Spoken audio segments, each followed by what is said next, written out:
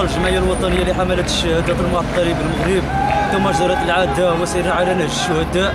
التنسيق الإقليمي بالحسين مكان قيد تنفيذ أشكال مصيرية ردنا على سياسة التهميش والإقصاء أبناء المنطقة وسياسة التوظيفات الزبونية والمكتبية، لكن حينما جاء موعد تنفيذ الشكل وبدا حضور الرفاق ورفيقات في الجمعية الوطنية تفاجأنا بهجوم شرس لأجهزة القمع الطبقية تنهال على الرفاق بالضرب والركل والرفس في كل ما أماكن في الأجساد ومن الإصابات الخطيرة التي نلاحظها حاليا إلا غير دليل على همجية ووحشية هذا النظام لا وطني لا ديمقراطي لا شعبي. هذه هي سياسة الإنصاف، هذه هي سياسة المصالحة، هذه هي المصالحة مع الريف، هذا هو العهد الجديد، هذا هو الدستور، هذه هي الديمقراطية. فليسمع كل العالم ما يفعله النظام المغربي لا وطني لا ديمقراطي لا شعبي على مرأى ومسمع من الجماهير الشعبية. وتحية نضالية لكل الرفاق والرفيقات.